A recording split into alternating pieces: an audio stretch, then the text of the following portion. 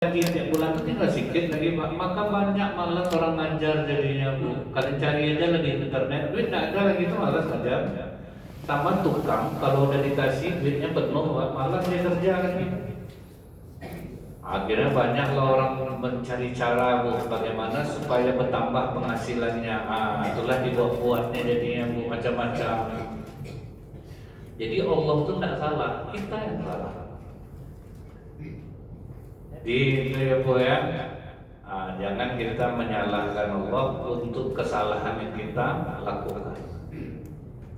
Katanya doa orang tua untuk anak itu dikabulkan oleh Allah. Tidak terdidik, saya capek mendoakan anak saya Ustaz, jahat juga. Jadi di mana kenanya rupanya ibu ini dia ikut seminar parenting Pak dulunya. Tidak boleh marah kepada anak, tidak boleh kasar kepada anak. Tentu jadi hantu anak itu Pak, nggak pernah dimarahkan dari kecil. Itu disalahkan Allah anaknya jadi jahat dong. Sementara Bu ya, sudah terbukti sekarang anak-anak yang berhasil adalah anak-anak yang memiliki orang tua yang pemarah. Itulah yang berhasil. Jadi balik ke sini marah ya Bu. Ini didengarkan kata-kata motivasi itu Pak. Tidak boleh marah sama anak, tidak boleh. Akhirnya anak itu mentalnya lemah Bu. Begitu dia kerja, kena marah dia sama pimpinannya Pak. Langsung mundur ya Pak, karena dia tidak pernah dimarahi. Tapi macam bapak ibunya udah pernah kena kejar sendal dulu sama orang tua, kena kayu, kena tali pinggang. Itu makanya bapak ibu kuat jadinya. Saya kalau jalan ke mall Pak, nampak anak kecil nangis berguling-guling ke emaknya, saya jangan, oh ini ikut seminar parenting nih mampus lah, akan dia mana tuh Pak. Ini bukan Allah yang salah. Kita harus buat masjid ramah anak. Dibiarkanlah anak-anak main di masjid Pak, tidak pernah dimarahi. Tahu Ibu akhirnya waktu bulan puasa kemarin main merjun anak-anak itu dalam masjid Pak, orang sedang tarawih.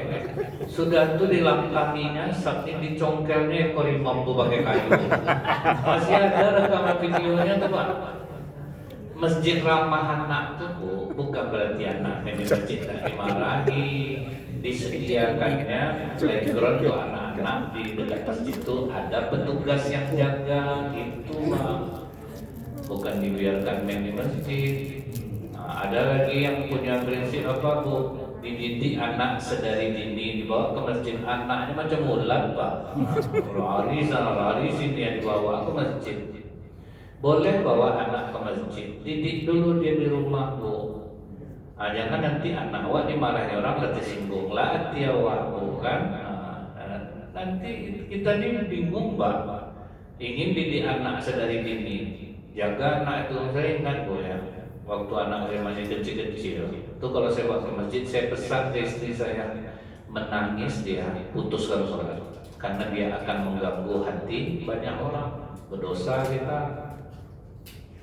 Ini anak aja kan sibuk no aja, Bu jalan no. Dia anak ada larangnya apa, sibuk no aja. Bawa cepat anak lo gitu. Jadi kalau saya Bu ya, misal saya sedang ceramah nih, tuh anak-anak kecil lari-lari, saya tidak akan marah Pak. Sebab saya tahu kalau saya marahi yang sakit hati orang tuanya. Tapi kalau orang tua yang pandai, dia akan ambil anaknya, dia bawa keluar. Sudah itu nanti bersalahkan masyarakat Bu. Lainlah masyarakat sini, awak ingin mendidik anak awak ke masjid, kena marah sama atu-atu. Itu Bu, kita yang buat salah. Keadaan yang kita salahkan. Datang ibu ngomong, saya heran Ustaz ya, asal ke masjid tuh lari-lari aja orang dekat saya, itu tak apa salah saya. Rupa ada ibu satu ketiak kau tuh busuk, malas orang dekat sama kau. Dia tak sadar selama ini rupanya Pak. Jadi banyak Bu, musibah yang nimpa kita tuh kita yang salah Pak. Kita aja yang merasa orang baik gitu Bu kan. Padahal kita udah banyak kesalahan kita. Makanya salah satu jadi hamba Allah yang bertakwa itu Bu, banyak-banyak beristighfar. Kan memang itu Bu. Supaya apa? Supaya tahu kita salah kita. Ini asal cerita sama orang di mana letak salah saya lagi bang. Saya udah ini udah saya lakukan, ini saya lakukan. Pokoknya dia betul aja Bu. Dia nggak tahu salahnya Pak. Jadi makanya kalau Bapak Ibu tahu dengan kesalahan orang, orang bertanya sama Bapak Ibu, kasih tahu dia kan ini Pak dalam Islam ini, jangan beri nasihat kepada orang yang tidak meminta.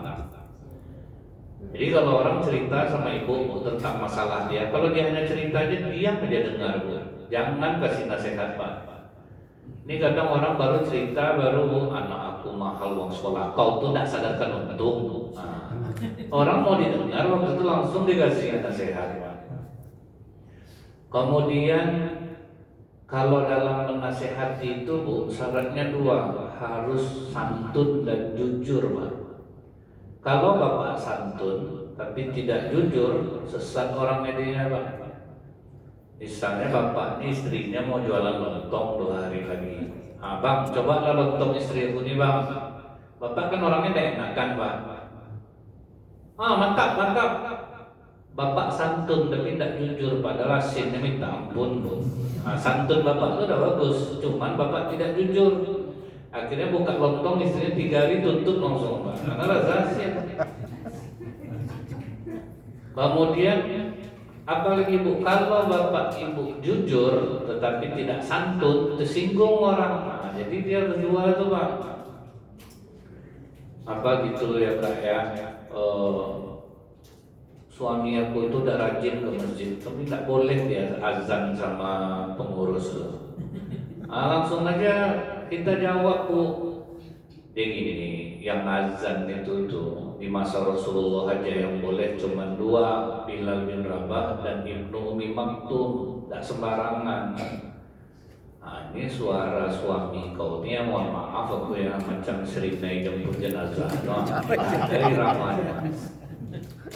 Gimana pula dia mau azan? Jadi harus jujur dan santun. Kan jujur tapi santun tuh. Jadi kita itu makanya disuruh saling menasehati itulah maksudnya Pak. Cuman harus ada adabnya dalam menasehati itu. Kadang di grup WA dia menasehati orang. Saya kan cuma menasehati, itu bukan menasehati Pak, itu namanya mempermalukan orang. Misalnya saya nengok ustaz-ustaz menjelekkan pemerintah di mimbar, saya marah Bu. Nah di situ tempatnya. Kalau memang berani datangi, tidak ada fasilitas kita diam, berarti tidak ada kapasitas kita di situ. Walau bagaimanapun tidak dibenarkan memaki orang, melaknat orang. Kalau memang berani datangi berdua, siap-siap hilang, itu baru bagus Pak. Memang itu kan resikonya melawan penguasa, memang itu. Siap-siap hilang ya kamu, pasti kena kita. Harus berdua Bu, terimalah segala resikonya. Itu bukan di mimbar-mimbar gitu Pak, tidak boleh.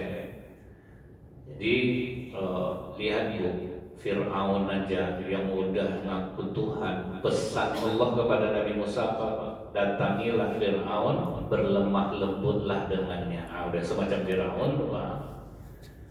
Cuman kita itulah Bu, kalau ustadznya tuh menyerang pemerintah, takbir langsung jamaah, Allahu Akbar.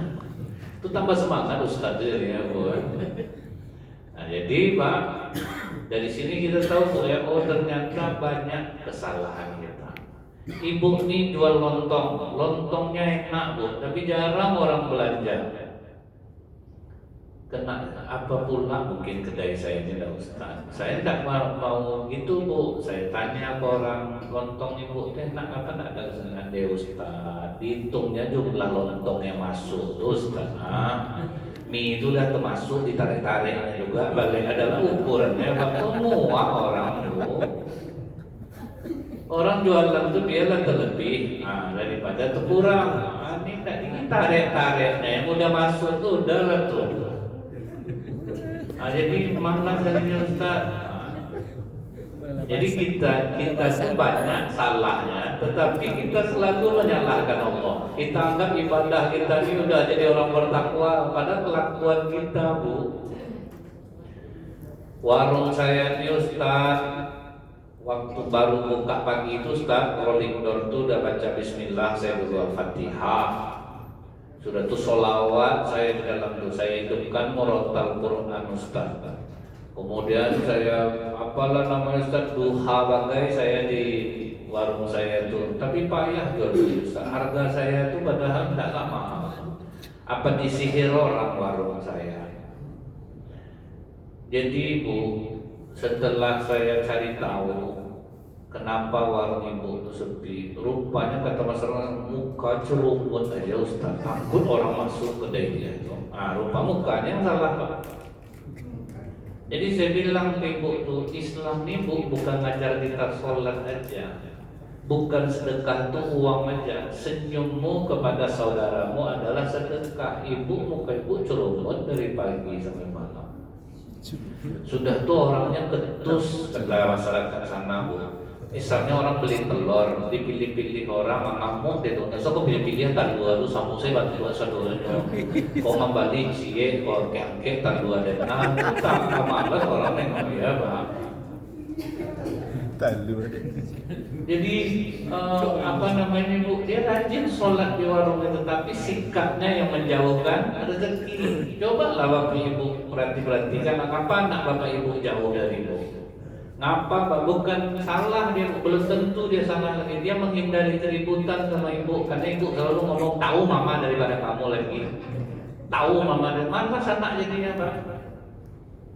Saya heran Ustaz, anak-anak saya tidak ada yang mau dekat saya. Kalau duduk saya agak lari-lari dia. Saya tanya ke anak itu, Bu, ngapa kalian gitu sama mama? Sibuk memburukan papa aja terus Ustaz, malah sama mama. Dari 2006 itu aja saya cerita sampai 2025 dia tidak cerai-cerai juga. Terasa Bapak Ibu kan? Anak-anak itu tahu di mana papanya dulu, sibuk diceritakan buruk papa itu terus. Libur pun saya ngajar Ustaz, malah saya dekat mama tuh. Jadi ibunya saya awak berdoa siang malam untuk anak awak, anak menjauh dari awak, padahal dia yang salah. Itu Bu ya, salah satu contoh kenapa rezeki jauh dari kita itu ternyata kita penyebabnya Pak, kita yang menjadi masalahnya tuh. Cuman kita selalu menyalahkan Allah untuk musibah yang kita alami. Cobalah cek semuanya. Sebelum kita mengatakan musibah itu ujian Allah, coba cari tahu dulu. Kenapa kok ini kita yang mengalaminya? Sampailah kenapa harus aku ya Allah? Kenapa aku terus yang diberikan musibah? Awak yang salah Bu. Allah yang disalahkan. Macam ustaz-ustaz Bu ya. Saya kosong pengajian saya sekarang, banyak kosong tapan. Coba cari tahu, tiap ngaji digantikan sama ustaz lain Pak, dicari amplop yang lebih besar bukan? Itu muat jemaah lagi Pak. Bersalah kan awak. Sudah tuh dia ikut travel umroh Bu, terus sering tidak datang Pak, sekali pergi umroh berapa sekian, itu tidak ada lagi jadwal dia. Bukan jamaah yang salah, kita yang salah. Tak ada Bu cerita orang yang salah tuh, pasti kita yang salah.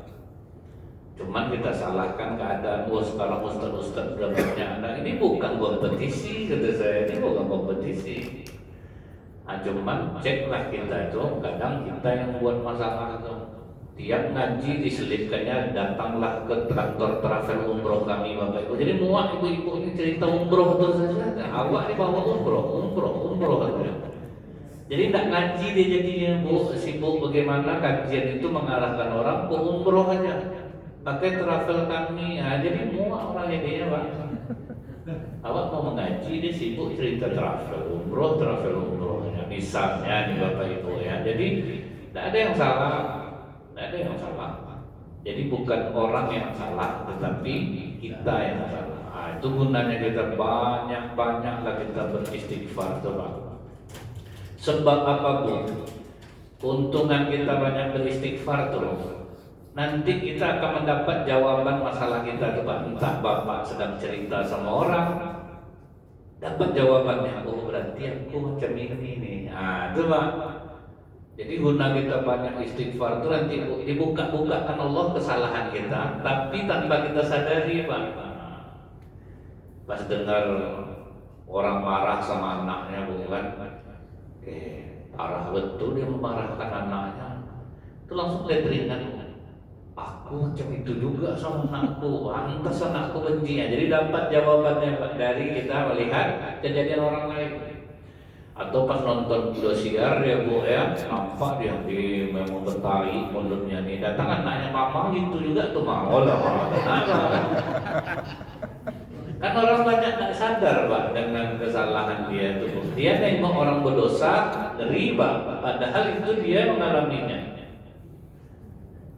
Orang kan banyak tak sadar Bu, jadi sangkanya dia baik aja Bu gitu. Padahal dia jahatnya minta ampun.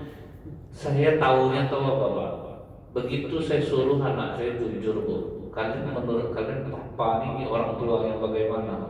Itu terkejut saya. Banyak hal-hal yang tak saya tahu Bu. Papa itu egois. Rasanya orang udah seramah-ramahnya Pak, rupanya anak lain penilaiannya Bu. Oh iya, ternyata banyak kesalahan kita tuh Bu. Cuma kita tahunya baik kita ya, apa kurang mama sama kalian lagi ya, kan inilah Pak kan. Anak-anak tuh udah banyak ibu buat pusing Bu. Dia ibu marahi udah baik, dia ada disuruh gurunya kalau dimarahin orang tua tuh diam ya, jangan menjawab. Dipraktekkan anaknya Bu, nak menjawab dia. Kau kalau dimarah macam orang bisu kau, menjawab kau sikit. Akhirnya jawab anaknya Bu, ya mama tuh udah menjawab juga kamu lagi. Nah, kan bingung jadinya Pak. Tadi udah diam, disuruh menjawab. Dijawabnya ngamuk pula itu. Jadi itu gunanya kita tuh Bu, banyak-banyak istighfar tuh Pak, supaya melunakkan hati kita Pak. Kenapa Bapak susah rezekinya padahal Bapak rajin sholat? Nah, ini kadang ya Bu ya, orang Allah itu benci dengan orang kaya sombong, tapi Allah lebih benci sama orang miskin sombong. Orang miskin sombong itu Ibu contohnya, dia udah jelas tidak ada kerja, datanglah orang di masjid jamaah Pak, Bang, abang kalau sudah tidak ada kegiatan bantu-bantu aja Bang, nanti ada lah untuk Abang. Aku memang susah, tapi aku jangan digini-gini kan ya. Itu orang miskin sombong tuh, udahlah susah harga diri tinggi lah Pak. Kan banyak orang macam itu Bu. Kak, tolong di rumah masak Kak, nanti ada untuk kakak. Aku kalau nolong aja ya, tidak usah aku gitu-gitu kan. Atau orang miskin sombong tuh. Kita kalau susah tuh Bu, ya udah ngaku aja susah. Bang, nanti kalau nggak ada kegiatan tolong di rumah Bang, ada untuk orang. Alhamdulillah, makasih banyak. Aku memang sedang kosong betul nih. Kan enak Bu, murah rezekinya jadinya. Mau dibawa orang. Nah, sudah tuh ngapain Bu tidak dibawa orang lagi kalau ke rumah itu ada masak-masak, habis lauk itu disalinnya Ustaz. Kalau untuk makan sini makan lah, janganlah dibungkus, dia kan udah dikasih duit, ada pula kena Bu. Makanya banyak orang mau Bu pesta tuh di hotel aja, terima beres. Daripada di rumah hilang-hilang rendang 20 tinggal 9 kilo Pak. Yang masak 5 orang Bu, pantang nampak muka anaknya Bu, bawa ke papa. Di sana 5 dia masak tuh Pak. Apa enggak azab rendang orang dibuatnya. Bagus di hotel ini bagus rumah makan, biarlah dibilang orang enggak bermasyarakat kita Bu, enggak usah Bu. Di masyarakat nih 100 kebaikan yang Bapak Ibu buat, 1 kesalahan hilang 100 tuh. Itulah sifat masyarakat ini. Dia longgar aja Bapak. Jadi dan terbayang Bapak Ibu sekarang kan ternyata banyak musibah yang menimpa kita nih karena kesalahan kita sendiri. Bukan Allah yang salah. Sudah tuh kita tuh terlalu banyak menonton berita kesehatan. Misalnya dokter ini bilang jogging itu bagus untuk kesehatan. Dokter lain lagi hati-hati orang yang berumur jogging badan berat bisa nanti kena saraf terjepit. Bingung orang jadi Pak, macam mana nih? Jalan aja enggak. Jadi kalau terlalu banyak lah informasi Pak, kacau lah dibuatnya Pak. Jurnal ini begini, jurnal ini begini, jurnal ini begini. Jadi akhirnya waktu itu saya jawab Bu, asal bahagia kita ya, sehat lah kita. Macam penemu KFC Pak, itu berapa tahun umurnya? Yang nemu treadmill 54 tahun meninggal dia Bu. Yang penemu makanan justru banyak panjang umurnya Pak. Artinya apa? Kalau Bapak Ibu bahagia, sehat Pak.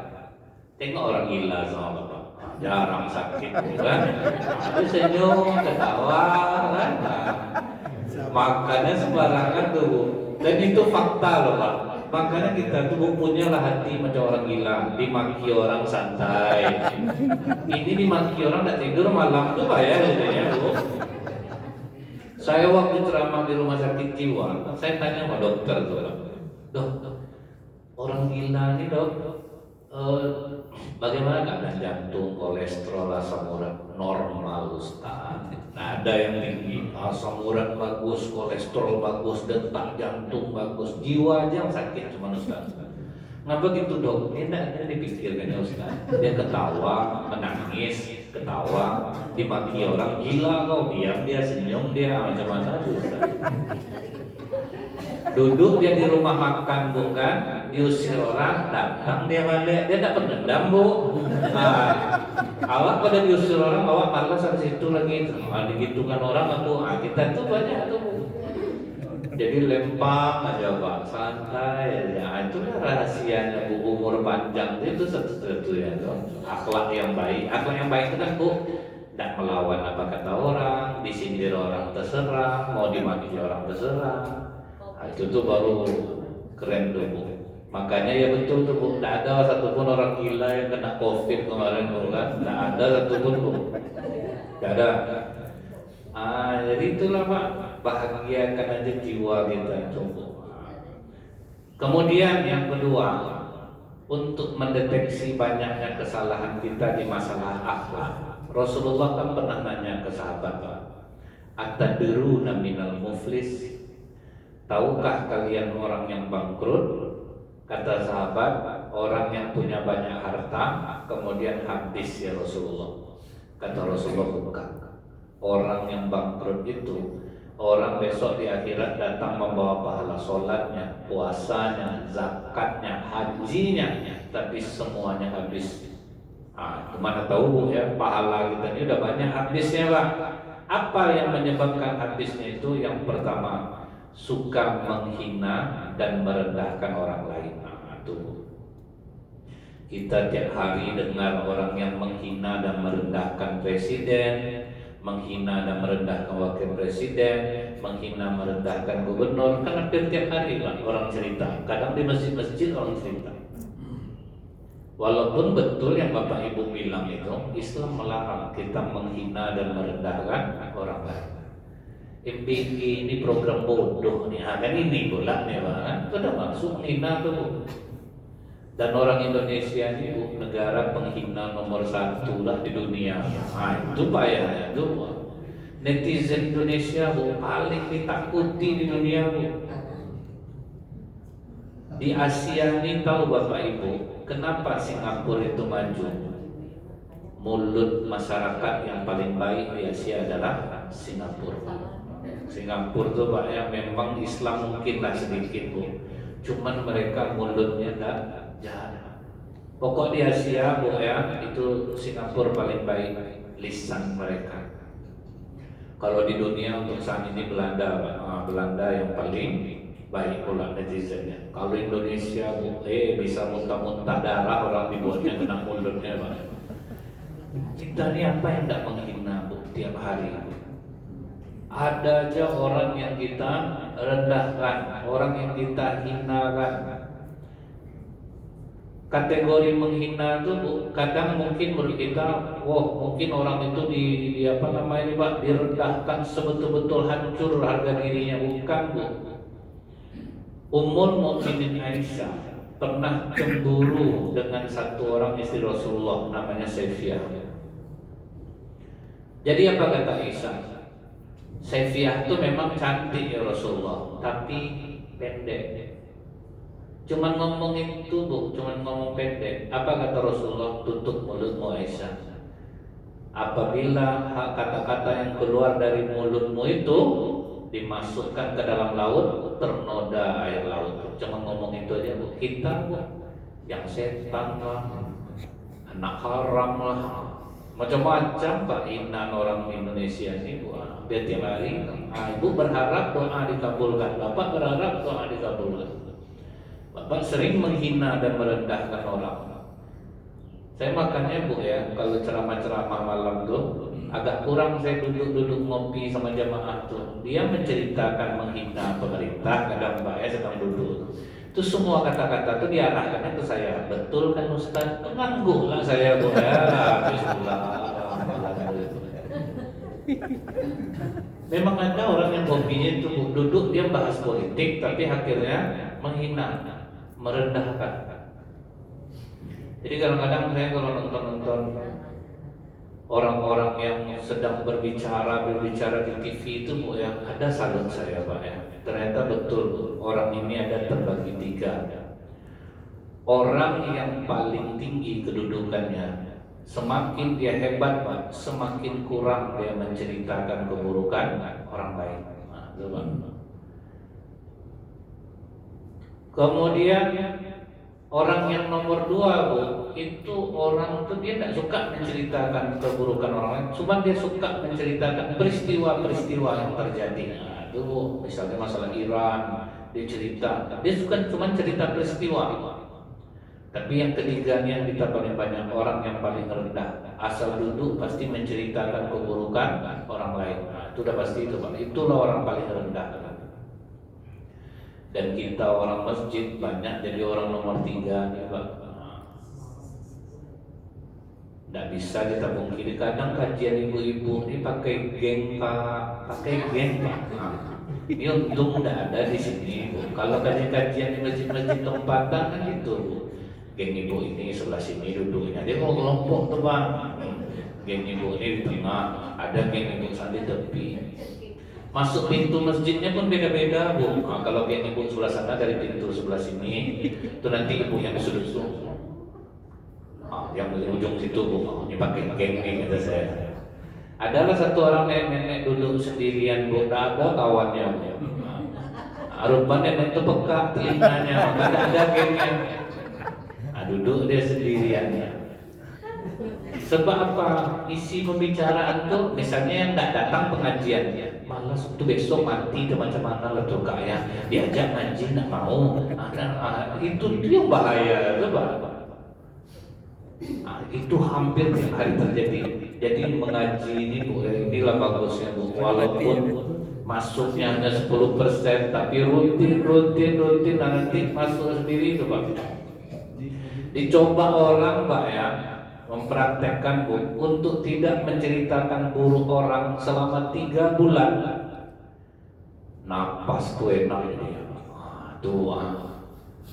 Bernafas tuh enak, itu yang dibilang orang latihan kuantum ikhlas tuh Bu ya.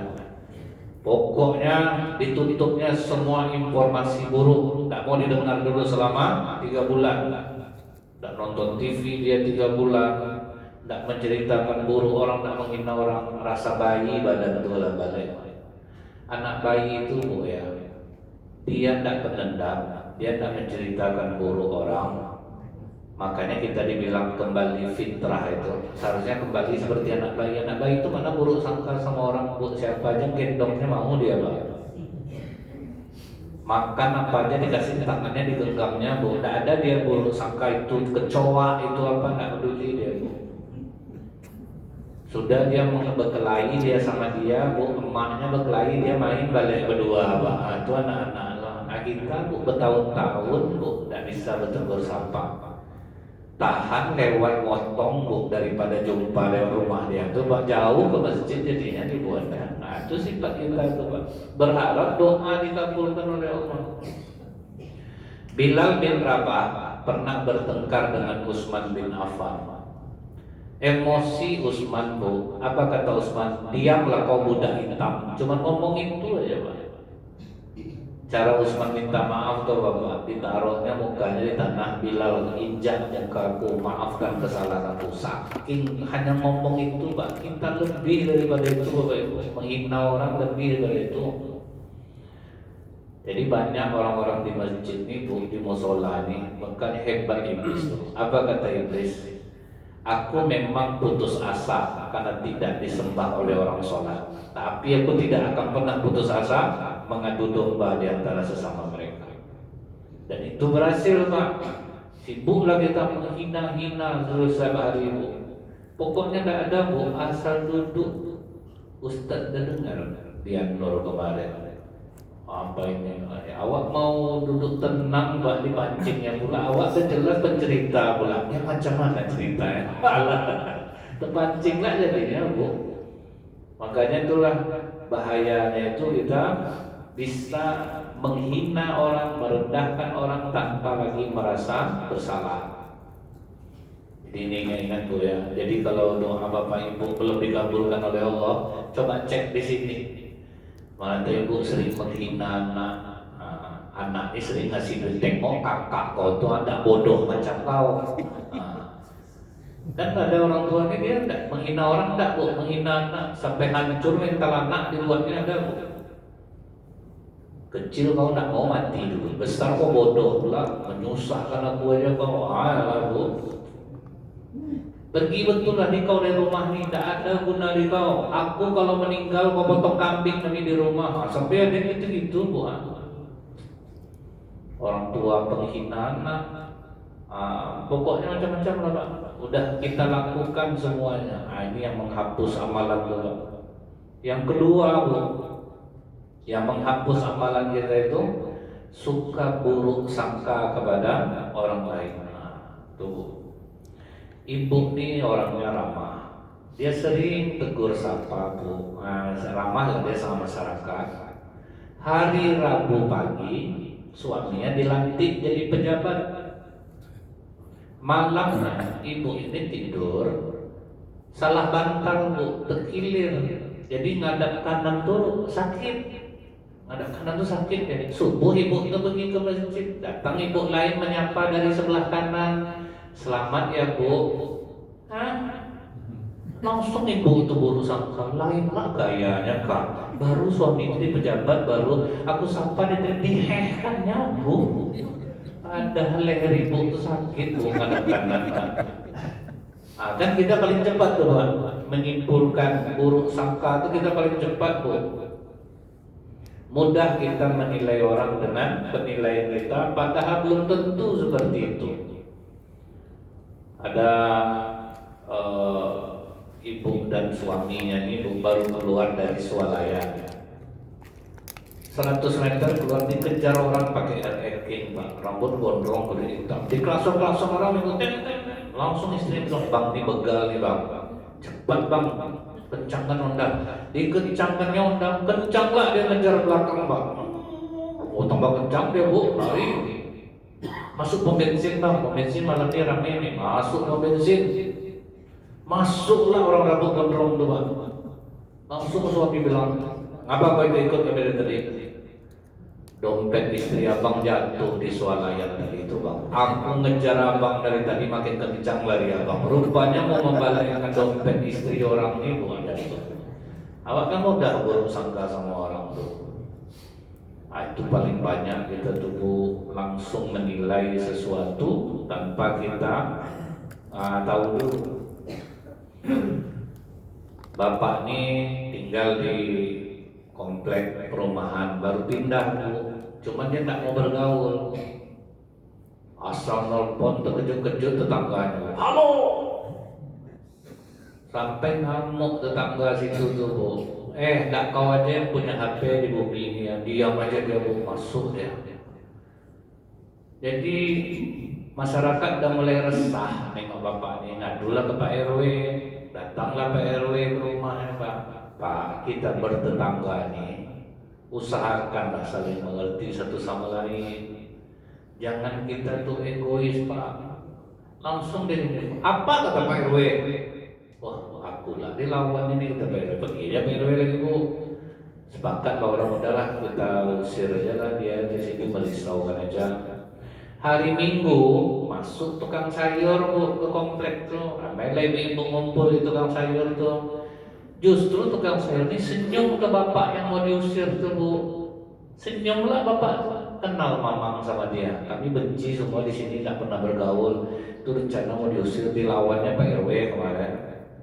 Bu, maaf ya Bu ya, bapak itu tetangga saya, telinganya peka tuh Bu. Oh, dia baru lama dulu ibu tuh Bu. Jadi dia sebetulnya bukan melawan ke Pak RW, itu tidak dengar Pak. Itu apa? Orang paling cepat menyimpulkan tuh. Itulah otak kita ibu lebih cepat dia ke kiri Pak daripada ke kanan tuh. Hilang-hilang karena tubuh kita sering buruk sangka, ternyata tidak terbukti orang seperti itu. Dulu waktu Pak Wali Kota mau naik tuh Pak, berapa banyak tuh Pak orang yang buruk sangka, onde ini gawat ini begini macam-macam lah Pak kan. Langsung aja orang menyimpulkan dulu. Makanya saya tidak pernah ikut keramaian yang mau pilkada, pilgub, karena pasti banyak dosa. Udah yakin saya itu. Awak besok di hadapan Allah sendiri-sendiri, Pak ini buruk sangka, ini dukung, ini batangan, ini kan gitu-gitu jadinya Pak kan. Itulah bahayanya buruk sangka. Dan orang Indonesia masih menduduki peringkat pertama di dunia kalau soal buruk sangka Pak. Karena dia apa Bu namanya, kalau udah buruk sangka pasti dia akan menceritakan keburukan orang lain yang belum tentu orang itu melakukannya. Itu yang banyak. Kemudian yang ketiga, yang menghabiskan amal ibadah kita itu apa Bu? Merampas harta dengan jalan yang tidak sah. Itu kita masih banyak juga tumbuh. Misalnya nih, dia kerja di Samsat. Di situ kan tertulis Pak, SIM sepeda motor 200. Tapi kalau kita urus 200, ini dulu nih Bu ya, sekarang talak. Kita urus 200, ikut kita tes, tak lulus Pak. Kasihan saya Bu nengok ibu-ibu tuh, tak lulus Bu, 2 minggu lagi datang, bolak-balik orang dibuatnya Pak. Kemudian ada rupanya Bu, kalau mau tambah 450, bisa langsung foto Pak, langsung foto. Akhirnya kan berarti merampas harta orang secara tidak sah. Kalau orang lurus-lurus disuruh dia putar-putar tuh sampai di jalan yang angka 8 tuh jatuh nggak Pak? Sampai saya pernah nanya Bu, jalan yang berbelok macam ini di dunia nyata tuh di daerah mana? Kata saya tuh belok gitu tuh. Tunggang yang sebesar itu tuh Pak, belok itu di jalan mana? Kata saya. Sekarang kan udah dirubah tuh Bu, nggak ada lagi yang angka 8 tuh Pak. Karena marah Kapolri Bu. Itu tolong ganti kata Kapolri Pak, yang tes jalan itu, sebab siapa yang lolos tuh bisa main sirkus tuh kata Kapolri Pak. Dan tukar Bu. Jadi yang merampas harta kita selama ini di sana itu, mereka tuh orang sholat juga Pak, orang zikir juga. Nggak tanggung lah kalau zikir tuh kejam-kejam lah mata tuh kan, tapi itu udah menjadi hal yang biasa Pak. Ngurus ini, kecuali ini Bu, Bang tolong uruskan Bang, aku nggak sempat. Itu mungkin beda jalannya Pak ya. Orang minta tolong nih, tolong uruskan. Aku malas antri gitu. Itu lain perkara Pak. Ini orang yang udah ngurus sendiri disusah-susahkan. Disuruh ngambil surat kuasa lah kadang Pak, yang mau dibayar uang nih Pak, dipersulit. Ambil dulu surat kuasa yang punya BPKB kalau mau bayar pajak gitu-gitu Pak. Dipersulitnya orang. Dia rajin juga sholat. Gimana hatinya mau tenang? Dia ngurus, dia di kantor, misalnya dia guru nih, padahal nggak boleh beli jual buku, tapi duit udah habis tadi Bu ya, gaji udah dipotong karena surat apa tuh Pak, bank. Akhirnya jual buku di sekolah. Ini tidak ada pemaksaannya anak-anak ya, cuman sebaiknya dibeli karena ini kalian memang butuh. Akhirnya harus beli Pak, karena dia dapat kerjasama dengan perusahaan buku. Akhirnya pakailah cara-cara seperti itu jadinya Pak. Awak ngajar juga, sholat juga, tidak juga tenang karena banyak memanfaatkan itu tuh Pak. Bagaimana supaya dapat uang tambahan? yang rasanya itu tidak akan memberatkan, padahal itu tetap memberatkan. Tidak ada cara perpisahan, ngamuk-ngamuk Pak ya, masa benar, karena itulah ajang bisa dapat duit. Di Jawa Barat tidak ada cerita, tidak ada perpisahan, tidak ada beresan. Walaupun melawan-lawan orang tua, Pak, tidak ada, kalian mau liburan pergi ke mak bapak kalian masing-masing. Karena ternyata banyak ibu-ibu yang terjerat pinjaman online gara-gara untuk membiayai acara perpisahan anaknya. Kalau yang kaya mungkin mudah, Pak. Kita tuh Bu, banyak sudah merampas harta orang secara tidak sah. Kadang acara di masjid-masjid itu Bu ya, yang paling sepele, acara belum selesai tahu isi hilang Bu. Lauk bisa tidak cukup, rupanya bawa tupperware ibu itu dari rumah Pak, disalinnya Bu. Jadi itu dari hal yang kecil-kecil Pak. Kenapa hidup kita ini banyak tidak tenang? Karena kita banyak mengambil yang bukan hak kita, termasuk yang kecil-kecil tuh. Ada ibu-ibu mimpin Yasin Bu, di ayat terakhir tuh macam marah-marah yang bacaan ibu. Innama amruhu idza arada syai'an ayam. Rupanya mau ibu-ibu masukkan pastel dalam tas Bu. Acara belum selesai, ngaji belum selesai, dari salinnya pastel itu dalam tas. Tidak peduli rupanya Bu, masuk aja terus Pak. Jadi itu Bu ya, kalau merampas harta nih Pak, itu apa aja bidangnya Bu, banyak yang melakukan itu Bu. Kalau kami ustaz-ustaz nih buat yayasan atau membuat pondok pesantren, gitu tuh Pak. Karena itu paling mudah kali dapat duit Bu. Misalnya gini Bu ya, saya buatlah yayasan, itu ada tanah, itu saya bilang, ayah bunda, kami ini ada program untuk anak yatim dan duafa. Tentu perjuangan ini tidak bisa kami sendirian ayah bunda. Ini enggak ya soft spoken tuh Pak. Ayah bunda yang ingin berinvestasi akhirat, inilah ada ladangnya, ini tempatnya. Adakah ayah bunda yang memiliki rezeki di angka 5 juta rupiah? Oh nanti semangat lagi Bu tuh. Saya 5 juta, takbir, Allah Akbar.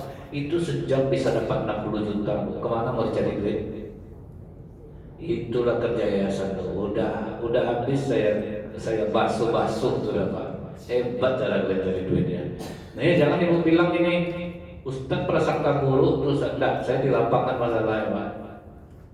Saya tahu betul tuh Bu, kiainya ganti-ganti mobilnya.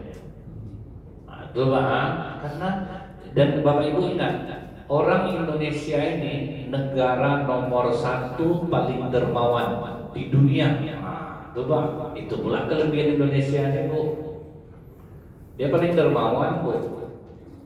Makanya banyak ustaz-ustaz tuh Pak memanfaatkan orang-orang kaya, dia dekati untuk dia bisa mengambil keuntungan di sana. Dari Kalimantan ada juga ngambil orang Pekanbaru juga Pak. Pokoknya Pak, wah pandai karena orang Indonesia ini dermawan Pak, pantang dengan dengar yang macam itu tuh. Itu yang dimanfaatkan Pak. Sedangkan Yayasan Ustaz Arifin Ilham aja Bu, udah diserbu donatur Pak, karena ada penyusutan dana sekian miliar. Oh gawat Bu, yayasan ini Pak. Hancur lebur sekarang Azikra itu Bu, dicongkel orang Pak. Donatur mempertanyakan kemana pergi dana itu, penyusutannya itu kemana gitu. Saya di Pekanbaru ini Bu, mau atas nama pondok pesantren, mau atas nama apa namanya nih Pak, anak yatim dan duafa, itu udah saya sering kasih tahu ke kiainya pun saya sering. Anak-anak tuh mau belajar, masa disuruh ngemis di pom bensin. Nah Bapak Ibu ada nengok di pom bensin, nah itu ada terus. Itu saya udah jumpa kiai itu Bu. Memang kalau orang udah soal duit itu hilang rasa malunya Bapak Ibu, nggak bisa dinasihati. Tidak ada yang bisa saya nasihati satupun yang udah saya temui gitu Bu ya. Tidak ada yang mempan, karena duit itu menutupnya Pak. Nah, duit itu yang sudah menutup tuh enak. Macam mana lah kalian ini, dana umat tuh Bu, sesuka-sukanya aja mereka melakukannya. Nah, program-program yang mereka buat. Jadi lebih baik Bapak Ibu yang nampak-nampak di depan mata kita aja anak yatimnya bantu Pak. Apa anak yang ada sekolah sini susah, maknya bagus, bantu tuh dia. Janganlah ke yayasan. Saya sarankan nih Pak ya, jangan ke pondok pesantren tadi mana, kecuali memang jelas Pak ya. Dia sebetulnya Bu, pondok-pondok pesantren itu mereka itu kan ada mendapatkan dana, bukan dari harus meminta-minta ke jamaah. Itu yang saya heran tuh Pak. Sejak kapan ya pondok-pondok pesantren ini jadi peminta-minta di jamaah itu Pak? Karena itu tidak pernah Bu. Karena kalau dia sudah terdaftar, dia sudah termasuk dalam departemen agama, itu dapat bantuan Bapak Ibu. Tidak ada lagi, cuman orang tua aja ingin lebih. Di Padang pun macam itu ternyata Pak.